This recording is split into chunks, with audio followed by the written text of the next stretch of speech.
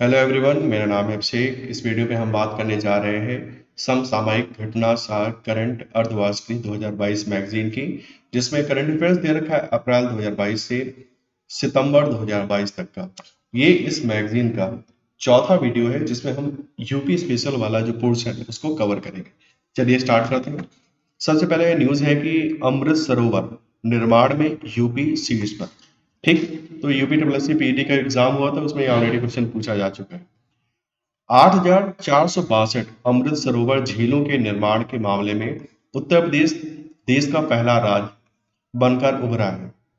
यह प्रधानमंत्री नरेंद्र मोदी के महत्वाकांक्षी मिशन अमृत सरोवर का एक हिस्सा है, जिसका उद्देश्य भविष्य के लिए पानी का संरक्षण करना है। ठीक है, तो अमृत सरोवर निर्माण किस लिए किया जा रहा है? पानी के संरक्षण के लिए। ऐसे भी क्वेश्चन आ सकता है।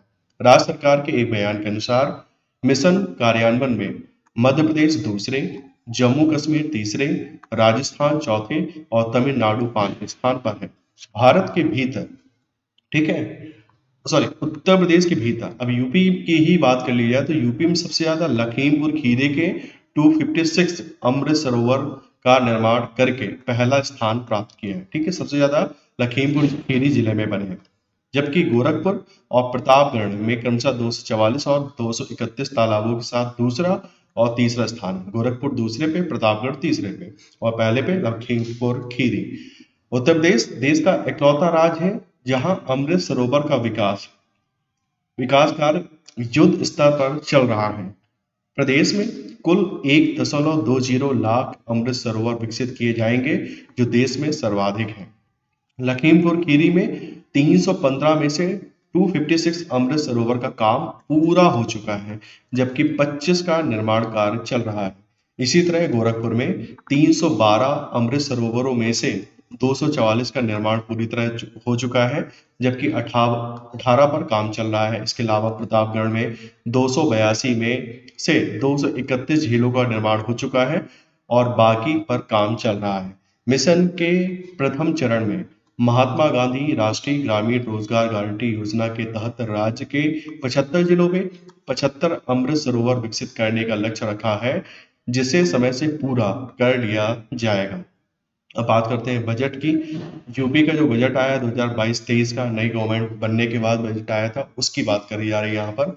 तो 26 मई 2022 को उत्तर प्रदेश के संसदीय कार्य एवं वित्त मंत्री सुदेश सुरेश खन्ना द्वारा प्रस्तुत राज्य का अब तक का सबसे बड़ा बजट है, जिसका आकार कितना है? इतने करोड़ रुपए का ये बजट था। ठीक है, 6,15,518.98 करोड़ रुपए का ये बजट था।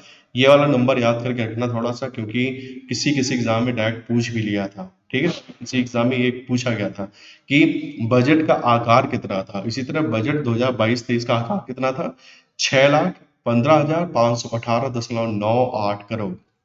बजट 2022-23 में कितने करोड़ रुपए की नई योजनाएं घोषित की गई हैं? तो लगभग इतने करोड़ रुपए की, मतलब 39,181.10 करोड़ रुपए की नई, है ना, यहाँ पे वर्ड है नई, नई योजनाएं इतने करोड़ की लॉन्च की गई हैं।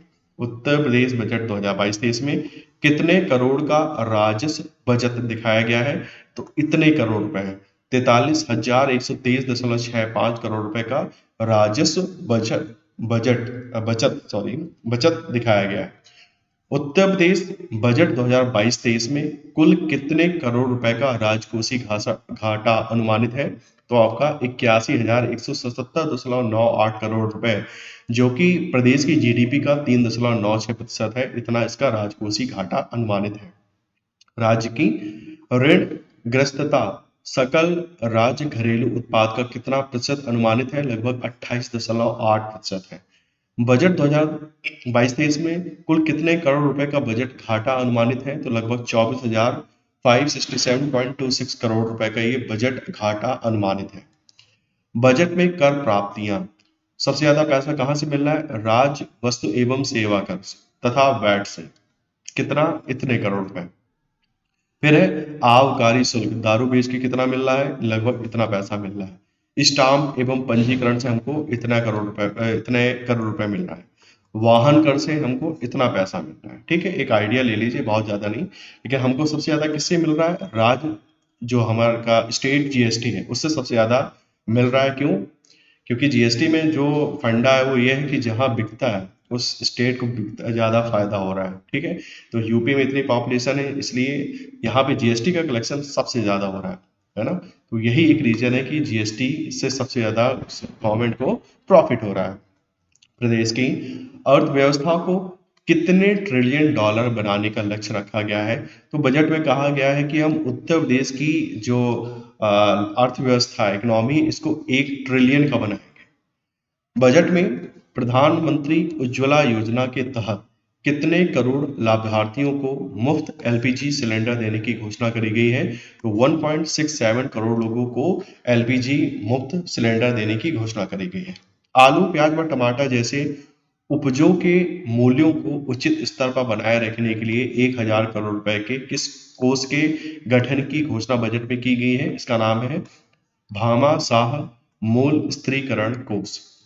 बजट में स्वामी विवेकानंद युवा सशक्तिकरण योजना के लिए कितने करोड़ रुपए का प्रावधान किया गया है? लगभग 1500 करोड़ रुपए का प्रावधान किया गया है। किसके लिए? स्वामी विवेकानंद युवा सशक्तिकरण योजना। उत्तर प्रदेश बजट 2022-23 रुपए आता है, बजट अनुमान सबसे ज्यादा रुपए कहां से आता है? स्वयं का कर राजस्व 36.5% से आ रहा है।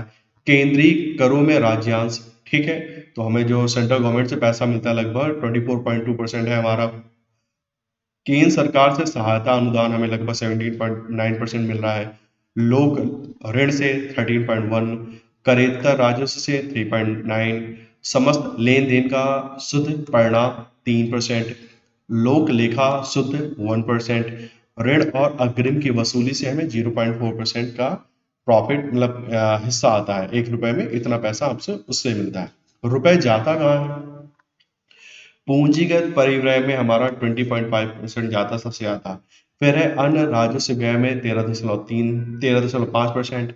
वेतन सरकारी कर्मचारियों को 13.1% जाता है। पेंशन 12.8% है। फिर वेतन सहायता प्राप्त संस्थाएं 12.2% है। सहायता अनुदान 9.3, ब्याज में 7.6, सब्सिडी में 3.8, ऋणों का प्रतिदान में 3.7, स्थानीय निकायों को समनुदेशन के लिए हम 3% देते हैं, ऋण एवं अग्रिम के लिए 0.5% देते हैं। फिर है बजट 2022-23 में कुल कितने करोड़ रुपए की प्राप्तियों का अनुमान है? तो अब याद कर लीजिए, लगभग 5,90,951.71 करोड़ रुपए, इतना आपको प्राप्तियां अनुमान है। ठीक है, प्रधानमंत्री किसान ऊर्जा सुरक्षा एवं उत्थान महाभियान योजना के अंतर्गत वित्तीय वर्ष 2022-23 में कितने सोलर पंपों की स्थापना का लक्ष्य है? तो लगभग 15,000। बजट में कहां पर अंतर्राष्ट्रीय क्रिकेट स्टेडियम की स्थापना के लिए 95 करोड़ रुपए आवंटित किए गए हैं? तो यह वाराणसी में एक क्रिकेट स्टेडियम बनाने के लिए कहा जा रहा है, सोचा जा रहा है, उसके लिए 95 करोड़ रुपए का आवंटन किया गया है। इसमें राज्य का स्वयं का कर राजस्व एवं केंद्रीय करों में राज्यांश शामिल है। ये क्या बात कर रहा है, कुछ अलग सी बात आ रही है, इसको छोड़ दीजिए, आगे बढ़ते हैं। अब ये डेटा है, इतना डेटा याद नहीं हो पाएगा, इग्नोर करते हैं, आगे चलते हैं। उत्तर प्रदेश इलेक्ट्रिक व्हीकल नीति 2022 से 2027 का मसौदा। प्रदेश की इलेक्ट्रिकल व्हीकल नीति 2022 से 2027 को के मसौदे को अंतिम रूप दे दिया गया है। मसौदे के अनुसार ग्रामीण और शहरी क्षेत्रों में पब्लिक ट्रांसपोर्ट सिस्टम को ईवी में, ठीक है, इलेक्ट्रिक व्हीकल में परिवर्तित किया जाएगा। उनके संचालन के लिए हरित मार्ग चिन्हित किए जाएंगे। इन मार्गों पर ई बस का संचालन किया जाएगा। 2030 तक सभी सरकारी वाहनों को ईवी में बदला जाएगा। पॉलिसी के अनुसार शहरों में 9 किलोमीटर की परिधि में चार्जिंग स्टेशन स्थापित किए जाएंगे। एक्सप्रेस वे पर 25 किलोमीटर के अंतराल पर चार्जिंग स्टेशन बनाए जाएंगे। शहरों में parking, metro station, bus stand, petrol pump, सरकारी भवनों, वाणिज्यिक भवनों, शिक्षण और स्वास्थ्य संस्थान, शॉपिंग मॉल के पास चार्जिंग स्टेशन बनाए जाएंगे। इसके लिए 10 साल की लीज पर भूमि दी जाएगी। पहले 2000 चार्जिंग स्टेशन पर 20% सब्सिडी, अधिकतम 10 लाख रुपए दी जाएगी। सरकारी कर्मचारियों को ई व्हीकल खरीदने के लिए प्रोत्साहित किया जाएगा। व्हीकल एडवांस भी दिया जाएगा। ईवी को प्रमोट करने के लिए गो इलेक्ट्रिकल अभियान चलाया जाएगा।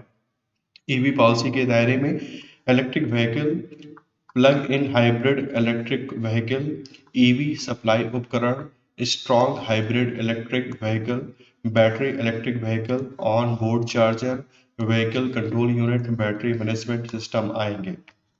नीति के तहत इलेक्ट्रिक व्हीकल के साथ बैटरी निर्माण, चार्जर और उपकरण निर्माण, चार्जिंग इंफ्रास्ट्रक्चर को विकसित करने के लिए निजी निवेश आमंत्रित किया जाएगा। इस नीति से 5 साल में 50,000 करोड़ रुपए का निवेश आएगा और 10 लाख से अधिक लोगों को प्रत्यक्ष एवं अप्रत्यक्ष रूप से रोजगार मिलेगा। इलेक्ट्रिक व्हीकल नीति के क्रियान्वयन हेतु औद्योगिक विकास एवं अवस्थापन आयुक्त की अध्यक्षता में एक 12 सदस्यीय एम्पावर्ड कमेटी का गठन होगा। 1 साल तक 2 पहिया इलेक्ट्रिक वाहन खरीदने पर फैक्ट्री कीमत पर 15% अधिकतम 5,000 रुपए की छूट दी जाएगी। पहले 2 लाख वाहनों को छूट मिलेगी। बजट में इसके लिए 100 करोड़ का प्रावधान होगा। 3 पहिया ईवी खरीदने पर 15% अधिकतम 12,000 रुपए की छूट दी जाएगी। पहले 50,000 वाहनों को छूट, इसके लिए 60 करोड़ रुपए का प्रावधान किया गया। 4 पहिया खरीदने पर 15% अधिकतम 1 लाख रुपए की छूट दी जाएगी। पहले 25,000 वाहनों को छूट मिलेगी। 250 करोड़ का इसका बजट है। ई बस की खरीद पर 15% मतलब 20 लाख तक की छूट। 400 बसों को छूट देने के लिए 80 करोड़ के बजट का प्रावधान किया जाए। ठीक है, तो ये सब बात कर रहे थे हम उत्तर प्रदेश इलेक्ट्रिक व्हीकल नीति 2022 से 2027 के बारे में। अब बात करते हैं बुंदेलखंड एक्सप्रेस वे का उद्घाटन।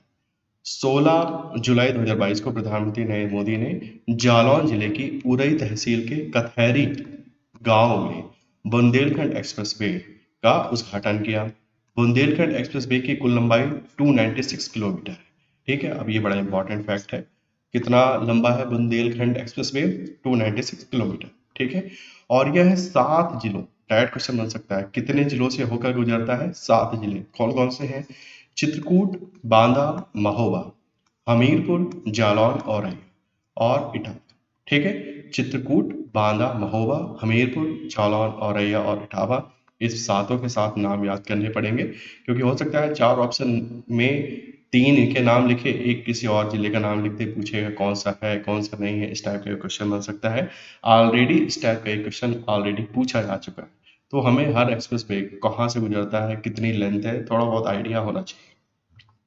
इस एक्सप्रेसवे की आधारशिला फरवरी 2020 में रखी गई थी। एक्सप्रेसवे का कार्य 28 महीने के भीतर पूर्ण कर लिया गया है। यह एक्सप्रेसवे चित्रकूट जिले के गोंडा गांव में NH-35 से इटावा के कुदरैल गांव तक है, जो अंत में आगरा लखनऊ एक्सप्रेसवे से जुड़ जाता है। नेक्स्ट है उत्तर प्रदेश हिंदी संस्थान के पुरस्कार 2021।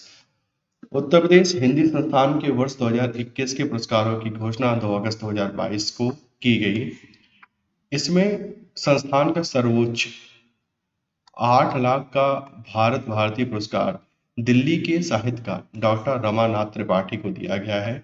संस्थान के 5 लाख के पुरस्कारों में हिंदी गौरव सम्मान, महात्मा गांधी साहित्य सम्मान, दीनदयाल उपाध्याय साहित्य सम्मान, लोहिया साहित्य सम्मान, अवंतीबाई साहित्य सम्मान, राजर्षि पुरुषोत्तम दास टंडन सम्मान आदि शामिल हैं। तो उसके बाद उन्होंने सूची दे रखी है पूरी।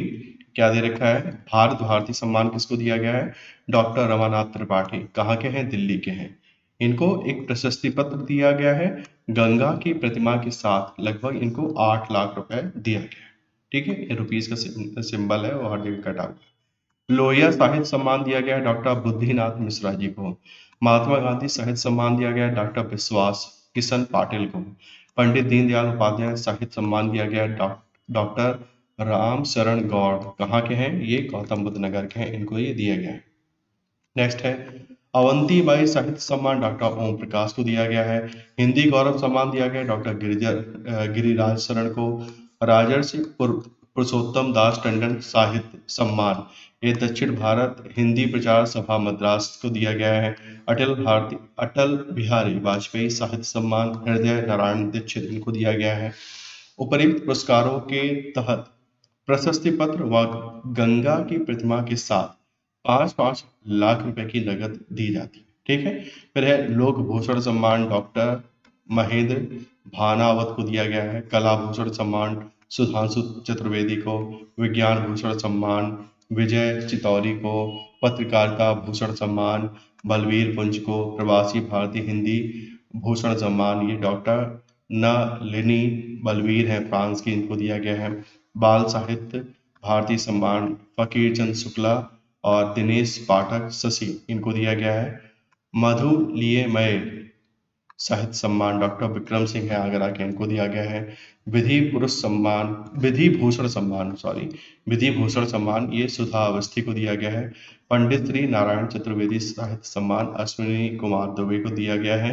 हिंदी विशेष प्रसार सम्मान कल्पना लालजी को दिया गया है। मदन मोहन मालवीय विश्वविद्यालय स्त्री सम्मान 1 लाख रुपए इसमें दिया जाता है। ये योगेश प्रताप सिंह और डॉक्टर प्रत्युष दुबे इनको दिया गया। ठीक है। अब इतने नाम हैं, सब तो याद नहीं होंगे, लेकिन 3-4 स्टार्टिंग के जो थे वो तो हमें याद होना चाहिए। कौन कौन सा? भारत भारती सम्मान, लोहिया सम्मान, महात्मा गांधी साहित्य सम्मान, पंडित दीनदयाल उपाध्याय साहित्य सम्मान, अवंतीबाई साहित्य सम्मान, हिंदी गौरव सम्मान और राजर्षि पुरुषोत्तम दास टंडन साहित्य सम्मान। इसके अलावा बाकी सब छोड़ दो, इतने याद नहीं हो पाएंगे। ठीक है, आगे बढ़ते हैं। एनसीआर की तर्ज पर उत्तर प्रदेश में एससीआर का गठन। राष्ट्रीय राजधानी क्षेत्र की तर्ज पर उत्तर प्रदेश में राज्य राजधानी क्षेत्र एससीआर को बसाने का निर्णय हाल ही में लिया गया है। सरकार का यह कदम आम आदमी को ईज ऑफ लिविंग के सभी मानकों पर विश्व स्तरीय सुविधाओं का एहसास कराने वाला सिद्ध होगा। देश में पहली बार किसी राज्य में गठित होने जा रहे विशिष्ट राजधानी क्षेत्र का लक्ष्य राजधानी लखनऊ पर बढ़ती जनसंख्या से इंफ्रास्ट्रक्चर पर दबाव, अनियोजित विकास, क्षेत्र विशेष का ही विकास जैसी चुनौतियों से निपटना है। मुख्यमंत्री के निर्देश पर आवास विभाग ने इसके लिए कार्य योजना तैयार करने की दिशा में काम शुरू कर दिया है। एससीआर से जहां तेजी से आर्थिक विकास होगा, वहीं नए उद्योग और कारोबार शुरू होने से लाखों को रोजगार मिलेगा। बेहतर सुविधाओं से निवेश लखनऊ की ओर आकर्षित होते हैं और रोजगार के अवसर भी यहाँ अधिक है, इसलिए बड़ी संख्या में यहाँ अन्य जिलों के लोग रहना चाहते हैं। यही वजह है यहाँ रियल एस्टेट सेक्टर में बूम और इंफ्रास्ट्रक्चर का दबाव बढ़ने के साथ अनियोजित विकास की समस्या भी उपज रही है। मुख्यमंत्री ने इन्हीं समस्याओं का स्थायी हल देने के लिए इस दिशा में काम शुरू कराया है। एससीआर में आने वाले जिले कौन कौन से हैं? लखनऊ आएगा, उन्नाव आएगा, रायबरेली आएगा, कानपुर नगर आएगा, कानपुर देहात आएगा, सीतापुर, बाराबंकी जैसे नए हाईटेक टाउनशिप योजनाएं आएंगी। राजधानी क्षेत्र के 2 प्रमुख समितियां बनाई जाएंगी। मुख्य सचिव की अध्यक्षता में उच्चाधिकार प्राप्त समिति होगी। इसमें सभी संबंधित विभागों के अपर मुख्य सचिव या प्रमुख सचिव होंगे। दूसरी कार्यकारी समिति होगी। इसके ऊपर मुख्य सचिव या प्रमुख सचिव आवास अध्यक्ष होंगे। लखनऊ, कानपुर व अयोध्या मंडल के मंडलायुक्त, सभी संबद्ध जिलों के डीएम, संबंधित विकास प्राधिकरणों के उपाध्यक्ष और अन्य विशेषज्ञ होंगे। कमेटी आर्थिक प्रगति को रफ्तार देने का काम करेगी। औद्योगिक विकास के लिए सरकार अल्पकालिक व दीर्घकालिक योजना तैयार कराएगी। रोजगार के नए अवसर सृजित कराएगी। प्रति व्यक्ति में आय बढ़ोतरी के लिए ठोस प्रयास कराएगी। शिक्षा व स्वास्थ्य के लिए विश्व स्तरीय इंफ्रास्ट्रक्चर का ढांचा तैयार करेगी। इको फ्रेंडली परिवहन, convention centre, stadium, mall, park, gym आदि सुविधाएं जो है बेसिक नेसेसिटी है मॉडर्न लाइफस्टाइल की, उनको सुविधाएं इसको उपलब्ध कराया जाए। नेक्स्ट है प्रदेश में 6 नई नगर पंचायतों का गठन एवं 7 नगर निकायों का सीमा विस्तार। 17 सितंबर 2022 को योगी कैबिनेट की बैठक में 7 नगर निगमों के सीमा विस्तार तथा 6 नई नगर पंचायतों के गठन के प्रस्ताव को मंजूरी दी गई है। कैबिनेट वाइस सर्कुलेशन के द्वारा संत कबीर नगर की धर्म सिंहवा, बहराइच में रुपई डीहा, देवरिया की मदनपुर व भलुअनी नगर पंचायत, फर्रुखाबाद में खिमसेपुर और रायबरेली की शिवगढ़ नगर पंचायतों के गठन से संबंधित अंतिम अधिसूचना 17 सितंबर 2022 को जारी की गई। इस तरह प्रदेश में वर्तमान में कुल 762 नगर पंचायतें हो गई हैं। इसके पूर्व राज्य सरकार ने प्रदेश में 4 नई नगर पंचायतें बनाने के लिए अलीगढ़ नगर निगम, एक पालिका परिषद व 6 नगर पंचायतों का सीमा विस्तार किया। मुख्यमंत्री योगी आदित्यनाथ की अध्यक्षता में 6 सितंबर 2022 को हुई कैबिनेट की बैठक में यह निर्णय लिया गया। राज्य सरकार लोगों को बेहतर सुविधाएं देने के लिए शहरी दायरा बढ़ा रही है। इसको ध्यान में रखते हुए कुशीनगर की मथौली, देवरिया की हेतिमपुर, अयोध्या की मां कामाख्या और फर्रुखाबाद की संकिसा को नई नगर पंचायत बनाया गया है। साथ ही अलीगढ़ नगर निगम सीमा में 16 और गांवों को शामिल किया गया है। वहीं देवरिया नगर पालिका परिषद में 23 और गांवों को शामिल किया गया है। 6 नगर पंचायतों में बांदा की बिसंडा, बाराबंकी की रामनगर, शाहजहांपुर की अल्हागंज, कुशीनगर की रामकोला का सीमा विस्तार किया गया है। लखीमपुर खीरी की धौरहरा और फर्रुखाबाद की कंपिला का सीमा विस्तार किया जाएगा। नेक्स्ट है कीट एवं रोग नियंत्रण योजना। 6 सितंबर 2022 को योगी कैबिनेट की बैठक में विभिन्न पारिस्थितिकी संसाधनों द्वारा खेत में खड़ी फसल तैयार उपज के सुरक्षित भंडारण के लिए कीट एवं रोग नियंत्रण योजना को मंजूरी प्रदान की गई। इस योजना में सरकार अगले 5 वर्षों के लिए 192 करोड़ 57 लाख 75 हजार रुपए खर्च करेगी। किसानों को रासायनिक एवं जैविक कीट रसायन रक्षा इकाई से अनुदान पर दिया जाएगा। वहीं फसलों को सुरक्षित रखने के लिए बखारी पर 50%, ठीक है, 50% अनुदान देने का प्रस्ताव पास किया गया है। कृषि मंत्री सूर्य प्रताप शाही के मुताबिक फसलों में खरपतवार रोग तथा कीट से होने वाली क्षति को नियंत्रित करने के लिए वर्ष 2022-23 से वर्ष 2026-27 तक की अवधि के लिए विभिन्न पारिस्थितिकी संसाधनों द्वारा कीट एवं रोग नियंत्रण योजना अनुमोदित की गई है। वर्ष 2022-23 में इस योजना के तहत विभिन्न कार्य मदों में 3,417.90 लाख रुपए खर्च होंगे। पर्यावरण संरक्षण व विष रहित खाद्यान्न उत्पादन के लिए बायो पेस्टिसाइड्स तथा बायो एजेंट्स 75% अनुदान पर उपलब्ध कराए जाएंगे। नेक्स्ट है उत्तर प्रदेश में देश की पहली एजुकेशन टाउनशिप। अब ये बड़ा इंपॉर्टेंट डायरेक्ट क्वेश्चन बन सकता है कि देश की पहली एजुकेशन टाउनशिप किस राज्य में बन रही है। उसका उत्तर हो जाएगा उत्तर प्रदेश। ठीक है, काफी इंपॉर्टेंट है। अमेरिका जैसे देशों की तर्ज पर यूपी में एजुकेशन टाउनशिप विकसित की जाएगी। देश में पहली ऐसी टाउनशिप यूपी में खुलेगी। एजुकेशन टाउनशिप का अर्थ है कि एक ही जगह पर सभी प्रकार की शिक्षा व कौशल विकास का प्रशिक्षण सरलता से उपलब्ध होना। उत्तर प्रदेश के मुख्यमंत्री योगी आदित्यनाथ ने प्रदेश में ऐसी 5 टाउनशिप विकसित करने का निर्देश दिया है। मुख्यमंत्री के निर्देश पर इस प्रस्ताव का मुख्य सचिव के सामने प्रस्तुतिकरण भी हो चुका है। मुख्यमंत्री ने भी प्रस्ताव पर मुहर लगा दी है। यह township single entry multiple exit यानी कोरे कागज की तरह आइए और कई हुनर लेकर जाइए के विचार पर आधारित है। एजुकेशन टाउनशिप सरकारी और निजी क्षेत्र के लिए खुला रहेगा। इस एजुकेशन टाउनशिप में देश और दुनिया के प्रतिष्ठित सरकारी और निजी विश्वविद्यालय इसमें अपने कैंपस खोल सकेंगे। अटल आवासीय विद्यालय जैसे प्राथमिक और माध्यमिक विद्यालय भी होंगे। स्नातक व परास्नातक की पढ़ाई के लिए विश्वविद्यालय और कॉलेज की स्थापना होगी। मैनेजमेंट, तकनीकी, विधि व मेडिकल से जुड़े पाठ्यक्रमों की पढ़ाई व रिसर्च आदि होंगे। टाउनशिप में प्रतियोगी छात्रों के लिए भी सुविधाएं होंगी और यहाँ कोचिंग संस्थान भी चलाए जाएंगे। नेक्स्ट है देश में पहली नाइट सफारी और जैव विविधता पार्क। ठीक है, तो ये भी इंपॉर्टेंट है। 16 अगस्त 2022 को उत्तर प्रदेश के मुख्यमंत्री योगी आदित्यनाथ की अध्यक्षता में हुई कैबिनेट की बैठक सिंगापुर की तर्ज पर राजधानी लखनऊ में देश की पहली नाइट सफारी और जैव विविधता पार्क बनाने के उत्तर प्रदेश पर्यटन विभाग के प्रस्ताव को मंजूरी प्रदान की। देश में 13 ओपन डे सफारी हैं, लेकिन एक भी नाइट सफारी नहीं है। इस बारे में पर्यटन और संस्कृति मंत्री जयवीर सिंह ने बताया है कि सिंगापुर की विश्व में स्थित पहली नाइट सफारी की तर्ज पर 2027.46 हेक्टेयर सॉरी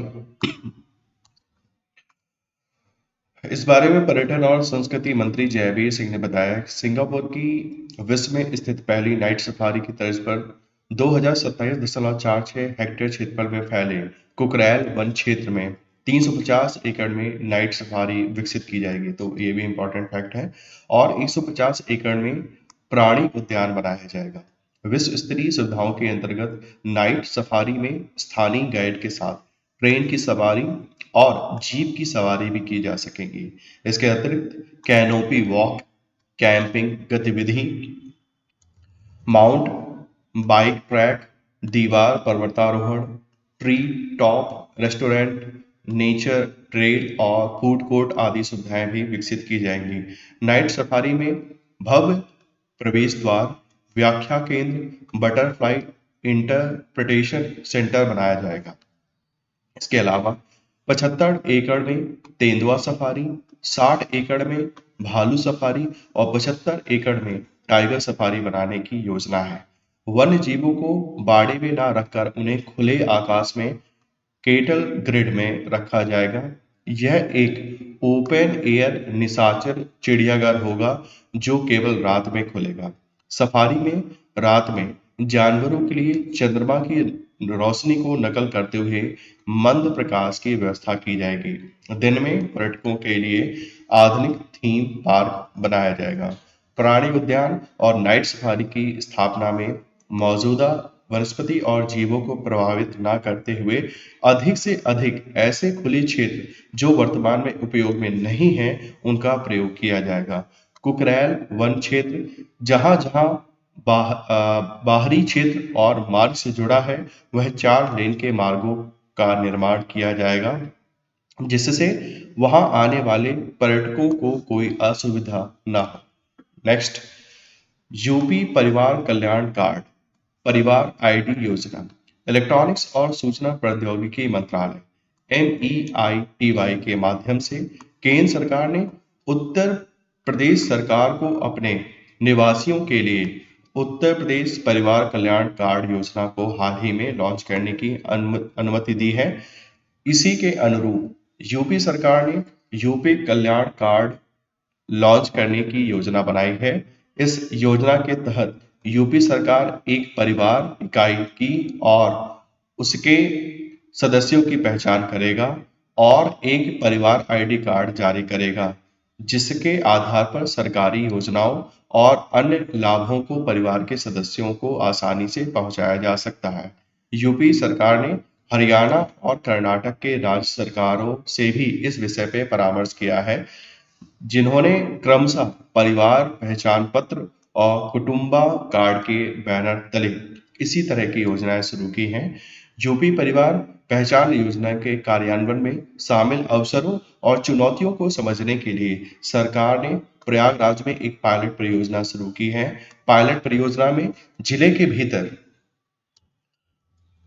के परिवारों की पहचान उनके राशन कार्ड के आंकड़ों के आधार पर की गई और विभिन्न सरकारी योजनाओं के लाभार्थियों का उसी के अनुसार मानचित्रण किया गया। नेक्स्ट है, यूपी परिवार कल्याण कार्ड कैसे काम करेगा? स्वैच्छिक पंजीकरण प्रक्रिया। यूपी परिवार कल्याण कार्ड परिवार इकाइयों को उनके आधार डेटा के आधार पर जारी किया जाएगा। कार्यक्रम के तहत परिवार इकाइयों को 12 अंकों की, अब ये इंपॉर्टेंट है, कितने अंक का? 12 अंकों की परिवार आईडी प्राप्त करने के लिए पंजीकरण करने की अनुमति दी जाएगी, जिसके आधार पर परिवार के विभिन्न व्यक्तियों को सरकारी योजनाओं के तहत लाभ प्राप्त करने के लिए पहचाना जाएगा। वर्तमान में यूपी परिवार कल्याण कार्ड योजना के लिए पंजीकरण स्वैच्छिक रखा गया है और केवल सरकारी योजनाओं का लाभ लेने वालों को इसके लिए पंजीकरण करने की आवश्यकता है। राज्य सरकार द्वारा आगामी दिनों में इसके लिए पंजीकरण पोर्टल शुरू करने की उम्मीद है।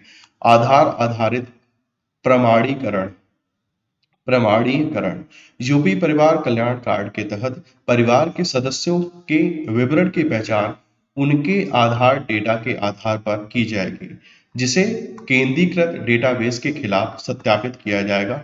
हालांकि मंत्रालय ने निर्दिष्ट किया है कि आधार आधारित प्रमाणीकरण की विफलता के कारण किसी भी लाभार्थी को किसी भी सेवा या लाभ से वंचित नहीं किया जाएगा। ठीक है, स्टार्टिंग में ऐसा ही बोला जाता है जब भी कुछ करा जाता है। अभी स्वैच्छिक है, बाद में इसको फोर्सफुली कराया जाएगा। नेक्स्ट, 6 प्रस्तावित, 7 निर्माणाधीन तथा 6 पूर्ण रूप से संचालित एक्सप्रेस वे वाला उत्तर प्रदेश पहला राज्य हो गया। ठीक है, इतने एक्सप्रेस वे हमारे प्रदेश में बन रहे हैं। उत्तर प्रदेश के प्रमुख धार्मिक स्थलों को जोड़ने के लिए 6 नए एक्सप्रेस वे स्थापित किए गए हैं, जिसमें हरिद्वार और वाराणसी भी गंगा एक्सप्रेस वे से जुड़े जाएंगे। गंगा एक्सप्रेस वे परियोजना के द्वितीय चरण में मेरठ से हरिद्वार और प्रयागराज से वाराणसी तक ग्रीन फील्ड एक्सप्रेसवे का प्रस्ताव है। इस एक्सप्रेसवे से शाहजहांपुर बरेली होते हुए रामपुर रुद्रपुर उत्तराखंड सीमा, ठीक है, रुद्रपुर कहाँ है आपका, उत्तराखंड में इंडस्ट्रियल एरिया है, तक एक एक्सप्रेसवे का निर्माण कराए जाने का प्रस्ताव है। इसी तरह से यदि चित्रकूट धाम को प्रयागराज होते हुए गंगा एक्सप्रेस वे से जोड़ दिया जाता है तो पश्चिमी उत्तर व पूर्वी उत्तर प्रदेश और बुंदेलखंड से आने वाला ट्रैफिक सुगम हो जाएगा। ठीक इसी तरह से Jhansi link expressway Bundelkhand expressway से और विंध्य एक्सप्रेसवे चित्रकूट से मिर्जापुर की भी योजना तैयार की गई है। ठीक है, अब ये सब ऑन पेपर है केवल। यूपी में पहले ही 6 एक्सप्रेसवे हैं जिन पर सुचारू रूप से ट्रैफिक संचालित हो रहा है, वहीं 7वें एक्सप्रेसवे का निर्माणाधीन है। ठीक है, 7 एक्सप्रेसवे निर्माणाधीन है। अब 6 नए प्रस्तावित एक्सप्रेसवे से यूपी में कुल 19 एक्सप्रेसवे हो जाएंगे और यूपी देश में सर्वाधिक एक्सप्रेसवे वाला देश का पहला राज्य हो जाएगा। एक्सप्रेसवे और किलोमीटर, ठीक है, इंपॉर्टेंट है। यमुना एक्सप्रेसवे 165 किलोमीटर का, Noida greater Noida expressway 25 kilometre का है, आगरा लखनऊ एक्सप्रेसवे 302 किलोमीटर का है, ये ऑलरेडी यूपीपीएससी में क्वेश्चन पूछा गया था।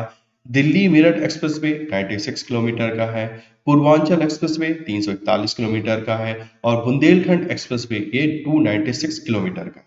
ठीक है, तो इस तरह से कुल संचालित एक्सप्रेसवे की जो लंबाई हो गई है वो हो गई है 1225 किलोमीटर। इसी तरह आगे बात करते हैं एक्सप्रेसवे और किलोमीटर, और जो आगे बनने वाले उनकी जानकारी है। गोरखपुर लिंक एक्सप्रेसवे लगभग 91 किलोमीटर का बनेगा। गंगा एक्सप्रेसवे शिलान्यास हो चुका है तो ये लगभग 600 किलोमीटर 594 किलोमीटर का है। लखनऊ कानपुर एक्सप्रेसवे 63 किलोमीटर का प्रपोजल है। गाजियाबाद कानपुर एक्सप्रेसवे 380 किलोमीटर का है। गोरखपुर सिलीगुड़ी एक्सप्रेसवे 519 किलोमीटर का है। दिल्ली सहारनपुर देहरादून एक्सप्रेसवे 210 किलोमीटर का है। गाजीपुर बलिया मांझी घाट एक्सप्रेसवे लगभग ये हमारा 117 किलोमीटर का है। तो कुल निर्माणाधीन एक्सप्रेसवे की जो लंबाई होगी वो लगभग 1974 किलोमीटर का है। तो थोड़ा बहुत इनका हमें डेटा याद करना पड़ेगा कि कौन एक्सप्रेसवे कितने का है। जो बन चुके हैं उनका तो हमें याद करना है, प्लस जो गंगा एक्सप्रेसवे है जो थोड़े इंपॉर्टेंट है उनको भी याद करना पड़ेगा। एक दो बार रिवीजन कर लेंगे तो हो जाएगा, चीजें इतना कठिन नहीं। नेक्स्ट है उत्तर प्रदेश ई अभियोजन पोर्टल से मामलों को निपटाने में शीर्ष पर। उत्तर प्रदेश 9.12 मिलियन मामलों के साथ डिजिटल इंडिया मिशन के तहत केंद्र सरकार द्वारा प्रतिबंधित ई अभियोजन पोर्टल के माध्यम से मामलों के निपटान और प्रविष्टि की संख्या में देश में शीर्ष पर रहा है। अगस्त 2022 के अंत तक के आंकड़ों के अनुसार मध्य प्रदेश 2.31 मिलियन, बिहार इतने हैं, गुजरात में इतने हैं और छत्तीसगढ़ में इतने मामलों के साथ दूसरे स्थान पर। ठीक है, तो नंबर 1 पे यूपी रहा, नंबर 2 पे मध्य प्रदेश रहा। नेक्स्ट है, लगभग आपकी इतनी प्रविष्टियों के साथ इस पोर्टल पर ऑनलाइन मामलों के निपटान में यूपी भी शीर्ष पर है। इसके बाद मध्य प्रदेश और इसके बाद गुजरात की रैंक है। 2 साल पहले राज्यों द्वारा शुरू किया गया पोर्टल जघन्य अपराधों में आपराधिक मुकदमे में तेजी लाने तथा अदालतों और अभियोजना प्रणाली की मदद करने के लिए गृह, आईटी और कानून मंत्रालयों की एक पहल है। प्रणाली के तहत अधिकारी यह सुनिश्चित करते हैं कि गवाहों को अदालत में उनकी उपस्थिति के दिन के बारे में एसएमएस के माध्यम से सूचित किया जाए, संबंधित सरकारी अभिवक्ताओं तक पहुंचे और मामलों के त्वरित निपटान में मदद करें। नेक्स्ट है, भरतौल उत्तर प्रदेश का पहला गांव जहां हर घर आरओ पानी की आपूर्ति कर दी गई है। तो ये इंपॉर्टेंट फैक्ट है, हो सकता है डायरेक्ट क्वेश्चन पूछा जाए। ठीक है, कहाँ? भरतौल। भरतौल उत्तर प्रदेश का पहला गांव जहां पर हर घर आरओ पानी की आपूर्ति की गई है।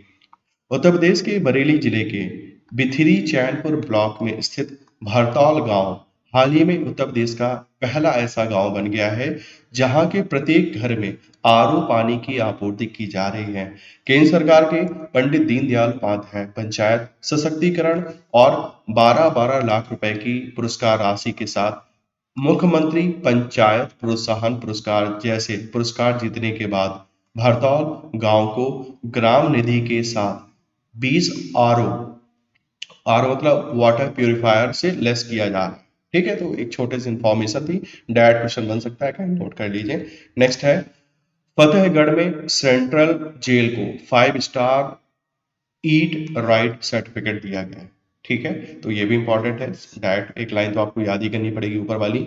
यूपी के फर्रुखाबाद जिले के फतेहगढ़ सेंट्रल जेल में बंद 1100 से अधिक कैदियों को परोसे जाने वाले भोजन की क्वालिटी, फूड क्वालिटी ऐसी है जिसे भारतीय खाद्य सुरक्षा और मानक प्राधिकरण फसाई ने हाल ही में 5 स्टार रेटिंग दी है। एफएसएसएआई की ओर से पैनल में शामिल थर्ड पार्टी के ऑडिट ने जेल को 5 स्टार ईट राइट सर्टिफिकेट दिया है। प्रमाण पत्र 18 अगस्त 2024 तक के लिए वैध है। फतेहगढ़ जिला जेल के जेलर अखिलेश कुमार के अनुसार जेल में शाकाहारी भोजन परोसा जाता है। हर दिन कैदियों को अलग अलग तरह का खाना दिया जाता है। दालों में अरहर, मसूर, चना और उड़द बारी बारी से कैदियों को परोसी जाती है। नाश्ते के लिए 2 दिन चना, 2 दिन पाव रोटी, 3 दिन दलिया परोसा जाता है। उनके अनुसार खाना पकाने के पारंपरिक तरीकों की जगह रोटी बनाने की मशीन, आटा गूंथने की मशीन, सब्जी काटने की मशीनों के साथ जेल में खाना पकाने में भी बदलाव आया है। ठीक है, तो मतलब रेस्टोरेंट छोड़ो, अब जेल में जाओ खाना। वैक्यूम आधारित सीवर सिस्टम वाला आगरा देश का पहला जिला। क्वेश्चन ऑलरेडी किसी कंपटीशन में पूछा जा चुका है, ये यूपी पीएससी ने या यूपी ट्रिपल ने ये क्वेश्चन ऑलरेडी पूछा है, तो उसे हमें याद रखना है आगे के एग्जाम के लिए कि वैक्यूम आधारित सीवर सिस्टम वाला आगरा देश का पहला जिला बन गया। उत्तर प्रदेश का आगरा वैक्यूम आधारित सीवर सिस्टम वाला देश का पहला शहर बन गया है। इन वैक्यूम का उपयोग सार्वजनिक स्थानों पर किया जाएगा। आगरा स्मार्ट सिटी के अधिकारियों ने मीडिया को बताया है कि नगर निगम ने ताजमहल के पास ऐसे 240 घरों को वैक्यूम आधारित सीवर से जोड़ा है जहां पारंपरिक सीवर सिस्टम का प्रयोग नहीं किया जा सकता। सीवर कनेक्शन के कार्य की अनुमानित लागत 100 करोड़ रुपए है। वर्तमान में इस तकनीकी का प्रयोग निचले इलाकों में किया जा रहा है। 5 साल तक नीदरलैंड की कंपनी द्वारा इसका रखरखाव किया जाएगा। 5 करोड़ रुपए में 240 घरों का वैक्यूम सीवर नेटवर्क बनाया गया है। सभी कक्ष भौगोलिक सूचना प्रणाली जीआईएस आधारित सेंसर से लैस हैं जो कक्ष के क्षेत्र और समस्या इंगित करने में मदद करेंगे। नेक्स्ट है, उत्तर प्रदेश ई पेंशन पोर्टल वाला पहला राज्य। ये भी पहला है तो याद करने वाली चीज है। उत्तर प्रदेश ई पेंशन पोर्टल की सुविधा देने वाला देश का पहला राज्य बन गया है। मुख्यमंत्री योगी आदित्यनाथ ने श्रम दिवस 1 मई 2022 पर प्रदेश के 11.5 लाख से अधिक पेंशनरों को सुगम जीवन की बड़ी सौगात देते हुए लोक भवन में पेंशनरों के लिए ऑनलाइन सेवा पोर्टल का शुभारंभ किया है। सीएम योगी ने 31 मार्च को सेवानिवृत्त हुए 1220 पेंशन धारकों के खातों में पेंशन भी हस्तांतरित की है। इस अवसर पर उन्होंने कहा है कि पेंशन पाने वालों का पेंशन भोगी नहीं, पेंशन योगी के रूप में सम्मान होना चाहिए। नई व्यवस्था के तहत सेवानिवृत्ति से 3 माह पहले पेंशन के पेपर मिल जाएंगे। ई पेंशन पोर्टल पर 6 माह पहले ही रजिस्ट्रेशन करवाना होगा। नेक्स्ट है, उत्तर प्रदेश के काला नमक चावल को बढ़ावा देने के प्रयासों को मिला लोक प्रशासन में प्रधानमंत्री पुरस्कार 2021। ठीक है, तो कहाँ है ये काला नमक? ये हमारा सिद्धार्थनगर जिला में, ये तो हम लोग यूपी स्पेशल में भी पढ़ते हैं। ठीक है, उत्तर प्रदेश के सिद्धार्थनगर जिला प्रशासन के द्वारा काला नमक राइस को बढ़ावा देने के प्रयासों को 21 अप्रैल 2022 को लोक प्रशासन में उत्कृष्टता के लिए प्रधानमंत्री पुरस्कार 2021 से सम्मानित किया गया है। काला नमक चावल, जिसे भगवान बुद्ध का उपहार भी कहा जाता है, को सिद्धार्थनगर जिले के समग्र विकास के लिए एक मिशन मोड योजना, एक जिला एक उत्पाद ओडीओपी योजना के तहत सम्मानित किया गया है इसको। नेक्स्ट है, अब कुछ इन्होंने वन लाइनर फॉर्मेट में करंट अफेयर्स दे रखा है, उसको भी देख लेते हैं। प्रधानमंत्री के मिशन अमृत सरोवर के तहत 8,462 अमृत सरोवर झीलों के निर्माण के मामले में कौन सा राज्य देश का पहला राज्य बनकर उभरा है? तो उत्तर प्रदेश बनकर उभरा है। मुख्यमंत्री योगी आदित्यनाथ की अध्यक्षता में 6 सितंबर 2022 को हुई कैबिनेट की बैठक में 4 नई नगर पंचायतों के गठन की घोषणा के बाद पुनः 17 सितंबर को 6 और नई नगर पंचायतों के गठन के बाद प्रदेश में अब नगर निकायों की कुल संख्या कितनी हो गई है? तो 762 हो चुकी है। ठीक है, ये नंबर याद करके रखिएगा, हो सकता है कहीं ना कहीं पूछ लिया जाए। फ्री राशन योजना के बाद उत्तर प्रदेश की योगी सरकार ने अगस्त 2022 में किस अन्य योजना को बंद करने की योजना करी है? व्यक्तिगत शादी अनुदान योजना, इसको बंद किया जा रहा है। 192 करोड़ रुपए से अधिक राशि वाली वह योजना जिसे 6 सितंबर 2022 को कैबिनेट की बैठक में मुख्यमंत्री योगी ने मंजूरी प्रदान करी है, इसका नाम है कीट एवं रोग नियंत्रण योजना। मतलब जो अभी हमने पढ़ा वही समराइज हो रहा है यहाँ पर, अच्छी चीज है।